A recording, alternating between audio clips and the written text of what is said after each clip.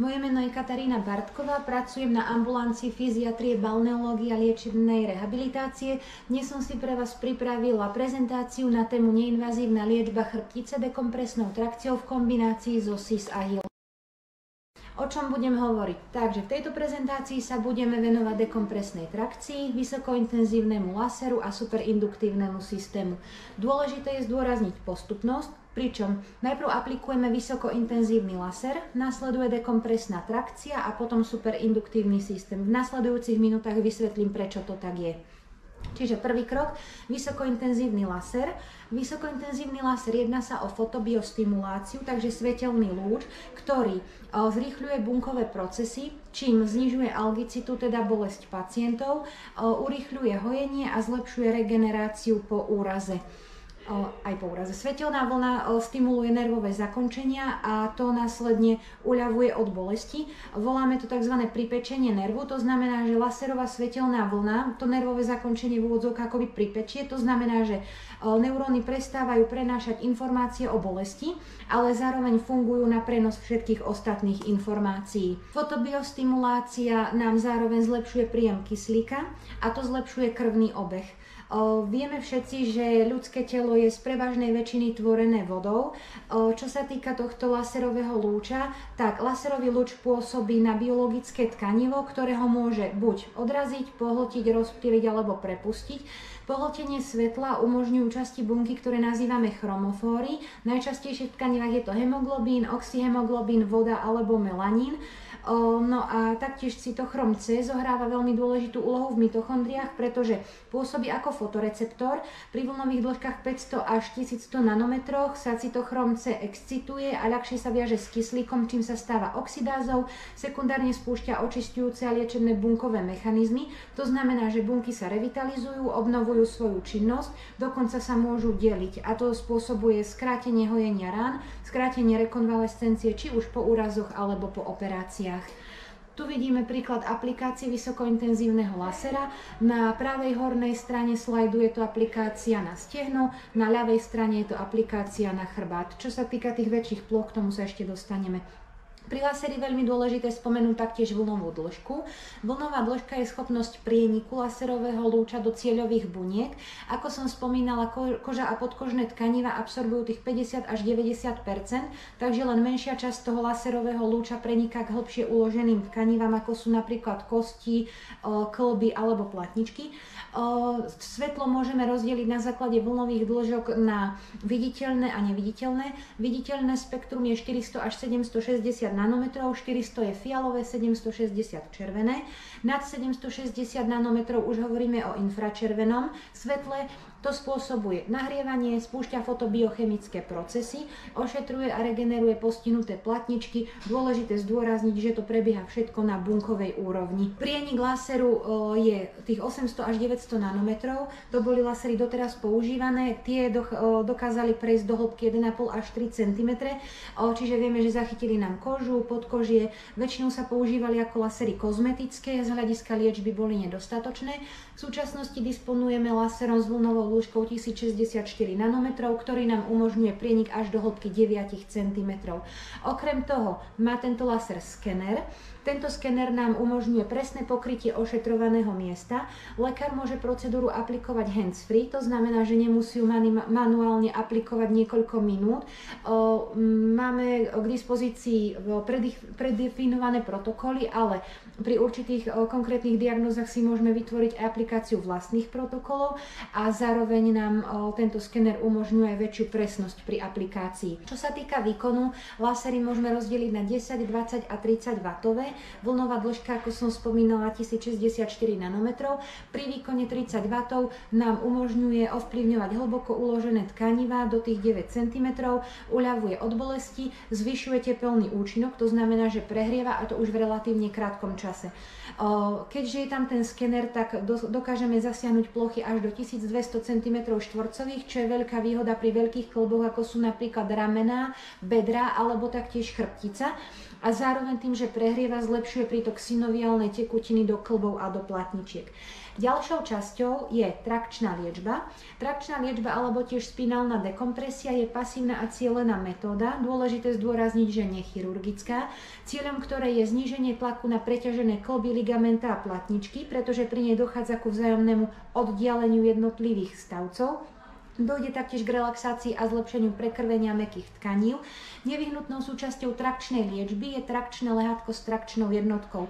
Vždy volíme úľavovú polohu pacienta a samozrejme nutné je rešpektovať toleranciu pacienta. Pre koho je trakčná liečba prospešná? Takže indikácie sú bolesti, najmä krčnej a driekovej chrbtice, taktiež degeneratívne zmeny, a to nielen platničiek chrbtice, ale aj kĺbov, a koreňové syndromy, ktoré vznikajú na podklade poškodenia medzistavcových platničiek chrbtice. Ako všetky procedúry, aj trakčná liečba má taktiež svoje kontraindikácie, sú to zápalové a nádorové ochorenia chrbtice, miechy a nervového systému, z toho dôvodu, že pri trakcii by mohlo dôjsť ku rozsevu zápalových a nádorových buniek, ďalej hypermobilný syndrom. Nesmieme zabúdať ani na psychické poruchy, ktoré pacientovi zabraňujú v absolútnej relaxácii. Taktiež kontraindikácia, vyžarovanie bolesti do končatín, či už pred, počas, ale aj po trakcii. Ak pacient udáva závraty počas a po trakčnom teste a samozrejme, ak je výrazný spazmus svalov v danej oblasti, aby sme pacientovi to svalstvo pri trakcii nepoškodili.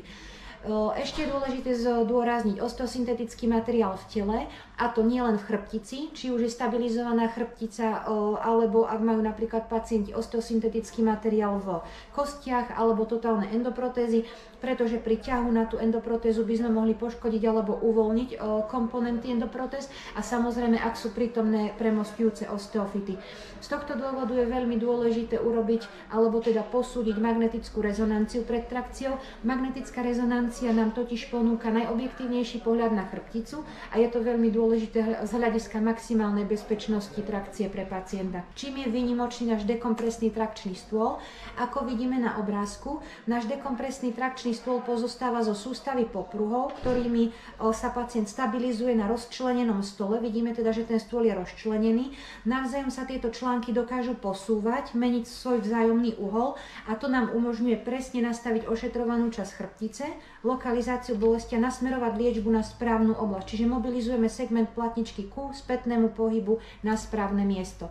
Takže, ako som spomínala, rozdelený na viacero segmentov, tým sa znižuje treci odpor pri posunie tela pacienta a to umožňuje maximálnu presnosť trakčnej sily. Môžeme polohovať driekovú aj krčnú chrbticu, ale zároveň aj periférne kĺby. Tento stôl nám umožňuje aplikovať trakciu vo veľkých množstvách polôh a máme k dispozícii preddefinované protokoly pre jednotlivé diagnózy. Na tomto slajde vidíme stupne trakcie podľa poškodenia disku, konkrétne v driekovej chrbtici. To znamená, že podľa magnetickej rezonancii si určíme, ktorá platnička medzi ktorými stavcami je najviac herniovaná, poškodená a na základe toho si určíme flexiu, v ktorej pacienta budeme ťahať, v akej budeme trakciu vykonávať. Na tomto slade vidíme príklady trakcie driekovej chrbtice, je to s flexiou krčnej aj driekovej chrbtice. Tá trakcia napríklad vpravo dole prebiehať aj vľahu na bruchu. Tu vidíme trakciu krčnej chrbtice, vľavo hore je trakčný stôl, vpravo dole už je pacient napolohovaný pred trakciou. Dôležité je, že hlava nikdy nesmie byť v záklone, čiže v extenzii. Okrem toho trakcie podľa lezie disku. Na pravej strane slajdu vidíme, že opäť ako v driekovej chrbtici podľa magnetickej rezonancii vieme zacieliť flexiu tej krčnej chrbtice presne podľa poškodenej platničky. Na ľavej strane vidíme, že trakcia sa dá vykonávať aj v sede, pričom v drvivej väčšine volíme práve vlastne polohu vľahu. K tomu sa ešte dostaneme. Ako som spomínala, máme k dispozícii veľké množstvo polôh pri trakciách. Na ľavej strane vidíme, že to môže byť poloha na boku, na pravej strane supinačná poloha, môže to byť s flexiou krčnej, driekovej chrbtice. Na tomto slade vidíme, že dokonca vľavo dole to môže byť aj inverzná poloha. Vpravo vidíme, že pacient môže ležať aj na bruchu. Dokonca tá posledná poloha aj v extenzii. Ako som spomínala, pacientovi pri trakcii vždy vyberáme polohu vľahu. Je to z toho dôvodu, že je to pre neho komfortnejšie, pacient je relaxovanejší a zároveň to poskytuje pre neho väčší pocit bezpečia. Superinduktívny systém alebo repetitívna periférna magnetostimulácia.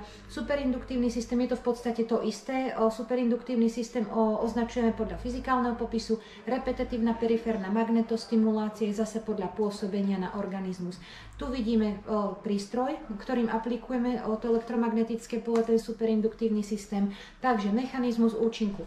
Generuje sa intenzívne elektromagnetické pole, ktoré vplýva na akčný potenciál, čo spôsobuje depolarizáciu nervu a touto depolarizáciou sa vyvoláva vo svaloch svalová kontrakcia. Využíva sa pri algických, čiže bolestivých stavoch muskuloskeletálneho aparátu a kĺbov.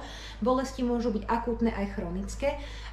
Vyvolávame svalovú relaxáciu aj stimuláciu, uvoľňujeme blokády kĺbov, podporuje hojenie zlomenín a veľkou výhodou je napríklad u pacientov po cievnych mozgových príhodách alebo po poškodeniach miechy pri plegických končatinách, že nám umožňuje tonizáciu aj elektrostimuláciu svalstva chrbtice. Elektromagnetické pole má intenzitu až 2,5 Tesla.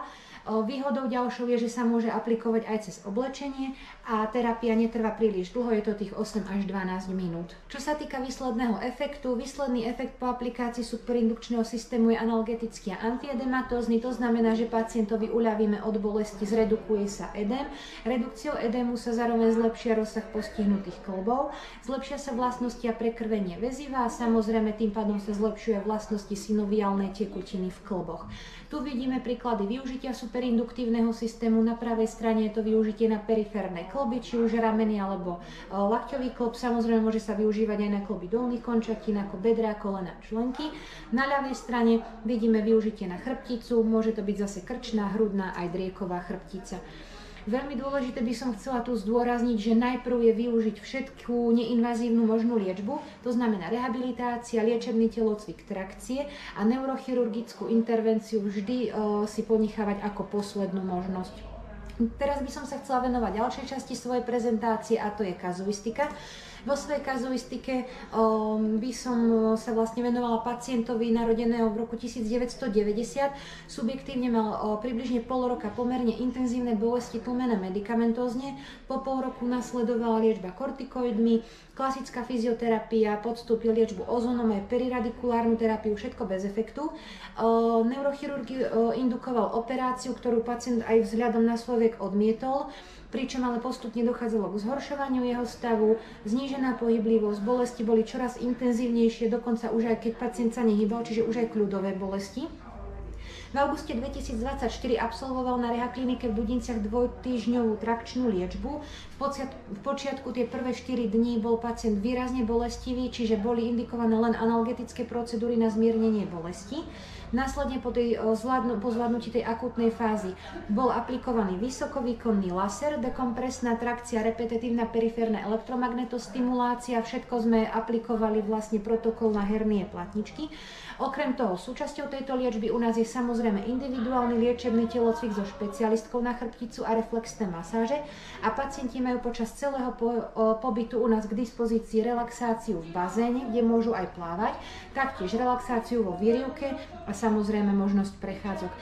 Konkrétne tohto pacienta sa stav postupne zlepšil, bolesti boli už len občasné aj to miernej intenzity, pričom pacient už kontinuálnu analgetickú medikáciu vôbec nepotreboval. 2 týždne po liečbe absolvoval kontrolnú magnetickú rezonanciu, pričom na tom prvom MR-ku bol popis hernie disku L51 5,5 mm, po trakčnej liečbe sa táto hernia znížila na 4 mm. Pacientovi sa zmiernili ťažkosti bolesti pohybového aparátu, pretože sa zmiernila kompresia nervových štruktúr. Tu vidíme porovnanie magnetické rezonancii pred a po trakcii. Pred trakciou to vidíme na ľavej strane v tom žltom štvorčeku, ako výrazne tlačila tá platnička na miechový koreň. Po trakcii už vidíme, že je ten útlak oveľa miernejší, to je na pravej strane. Také zhrnutie, takže od 1. do 10. mesiaca, či od januára do októbra 2024 sme na Rehaklinike v Dudinciach odliečili 68 pacientov. Zlepšenie nastalo u každého jedného, čiže u 100%. Recidíva do 45 dní bola u 2 pacientov, pričom ale obidvaja priznali chybu v zásadách zdravého chrbta. Obidvaja absolvovali opakovanú liečbu, pričom po opakovanej liečbe v obidvoch prípadoch došlo k ústupu ich ťažkostí. Ešte chcela zdôrazniť, čím je výnimočná naša liečba. Takže naša liečba je výnimočná tým, že máme špičkovo nastavený systém liečby, pacient je sústavne pod kontrolou vysoko kvalifikovaného špičkového personálu, takisto máme presne nastavený postup procedúr, ako som spomínala, vysokointenzívny laser, trakcia, superindukčný systém, samozrejme individuálny liečebný telocvik plus reflexné masáže a stále možnosť prístupu do bazéna, výrivky a prechádzky. Takisto relaxácia, regenerácia po procedúrach a u každého pacienta je samozrejme u nás vzdelanie v škole zdravého chrbta, aby si vedel vlastne tieto informácie potom aplikovať vo svojom bežnom živote.